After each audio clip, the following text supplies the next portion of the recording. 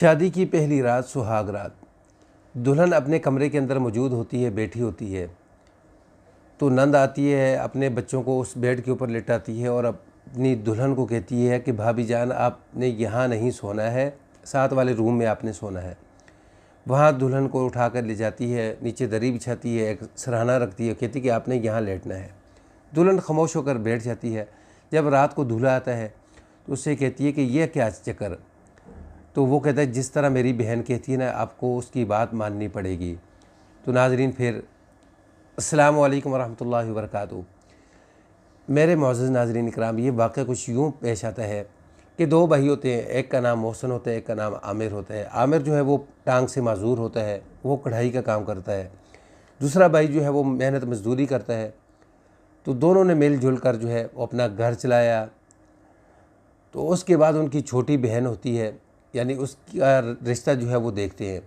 रिश्ते के लिए वो अपनी खाला को कहते हैं, खाला उन अपनी भांजी के लिए रिश्ता तलाश करती है। रिश्ता जो है पसंद आ जाता है, बेटी की वहाँ शादी कर दी जाती है। वालिदैन इनके सर पे नहीं होते। तो जैसे ही शादी की पहली रात आती है ना, दुल्हन अपने कमरे में बैठी होती है। तो नंद क्या करती है कि अपने बच्चों को, 3 बच्चे होते हैं, उनको उठा कर लाती है और उस बेड के ऊपर सुला देती है। तो दुल्हन को कहती है कि आपने यहाँ नहीं सोना, आपने साथ वाले रूम में सोना है। वहाँ नीचे दरी बिछाती है और एक ऊपर सरहाना रखती है, कहती है कि आपने यहाँ लेटना है। दुल्हन खामोश हो जाती है, दिल पे पत्थर रख कर। जब दूल्हा उसके करीब आता है, वो कहती है ये क्या चक्कर है। तो दूल्हा कहता है जैसे मेरी बहन कहती है आपने वो करना है। खैर, ये 3-4 दिन ऐसे गुजरते हैं। दुल्हन कहती है देखें कि अगर आपको ये कमरा पसंद है तो आप इधर सो जाएं, लेकिन मैं अपना फर्नीचर उठाकर इस कमरे में रख देती हूँ। वो कहती कोई फर्नीचर नहीं, कोई बेड नहीं, कोई सोफ़ा नहीं, ये सब इधर ही रहेंगे और ये मेरा कमरा है। खामोश हो जाती है। तो अब ये जो दुल्हन है, इससे सारे कपड़े, खाना, हर चीज़ इससे बनवाई जाती है। ये सिलसिला चलते चलते जो है ना, ये कोई 4-5 माह गुजर जाते हैं। तो इसके दौरान एक अजीब किस्म का एक सिलसिला, एक वाक़या शुरू होता है। लड़के जो होते हैं ना, दुल्हन का जो शोहर और उसका छोटा भाई जो होते हैं, दोनों पिज़्ज़ा हट जो है उसकी दुकान के ऊपर काम करते हैं। पता है आपको, 12-1 बजे 2 बजे तक ये काम चलते हैं। तो ये रात देर से आते हैं। तो ये दुल्हन क्या देखती है कि दूसरे कमरे में होती है। तो इसकी नंद जो है ना, रात को अक्सर निकल कर चले जाती है घर से बाहर, बच्चों को सुलाकर। काफ़ी देर से आती है। ये नोट करती करती कभी कभार ऐसा देखती है कोई लड़का जो है वो भी इसके कमरे के अंदर आता है, काफ़ी देर तक उसके पास रहता है। तो ये बर्दाश्त करते करते, इसको छुपाते छुपाते, इसको तकरीबन नाजरीन कोई 5-6 माह गुजर जाते हैं। तो अचानक इसकी तबीयत ख़राब होती है। तो ये डॉक्टर के पास जाती है। डॉक्टर बताता है कि भाई आप उम्मीद से हैं। तो ये आकर अपने घर में अपने शोहर को बताती है कि मैं उम्मीद से हूँ, आपका बच्चा या बच्ची होने वाले। शोहर कोई दिलचस्पी नहीं रखता।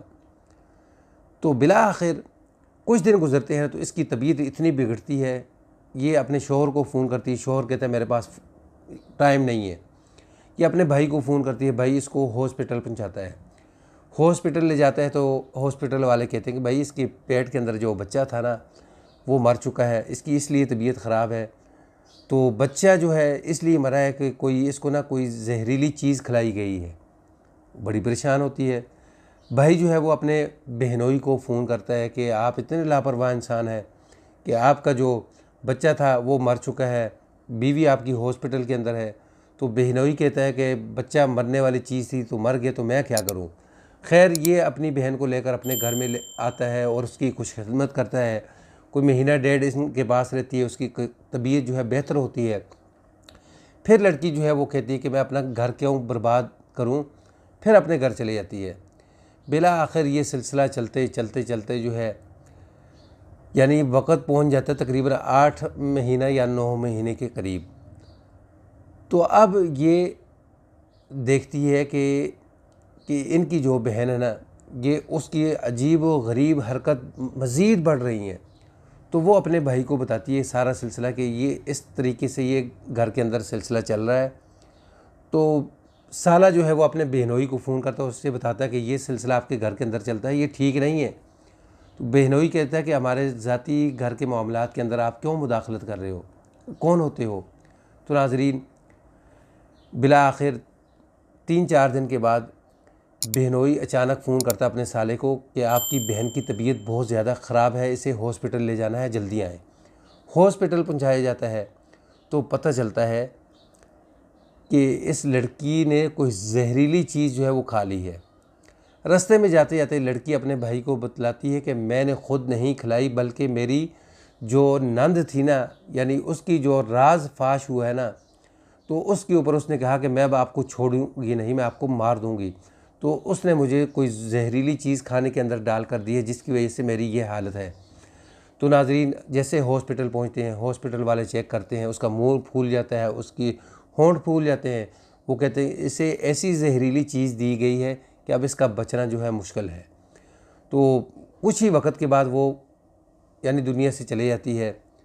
तो उसके बाद पुलिस जो है यानी आकर इसके जो शोहर है उसको पकड़ती है, इसकी नंद को पकड़ती है। लेकिन बाद में पता चलता है कि पुलिस कहती है कि इस लड़की ने ख़ुद जहरीली चीज़ खाई है। यहाँ पुलिस को मुबारकबाद देनी चाहिए, तालियां बजानी चाहिए कि पुलिस उन्हें छोड़ देती है। और ये बेचारे, ये जो यतीम होते हैं, बच्चे होते हैं, ये अब इंसाफ के लिए दर बदर जो है वो ठोकरें खाते हैं, लेकिन इन्हें इंसाफ नहीं मिलता। क्योंकि हमारे पाकिस्तान के अंदर एक ऐसा कानून है कि जिसके पास बाबे क़ायद आज़म की तस्वीर है ना, ज़्यादा तस्वीरें हैं तो उसका कानून है, जिसके पास तस्वीरें कम है ना, उसका कोई कानून नहीं है। ये वाक़ई स्टोरी पसंद आए तो उसको आगे शेयर करें, ताकि मज़ीद किसी बहन बेटी के साथ इस तरह का जुल्म ना हो।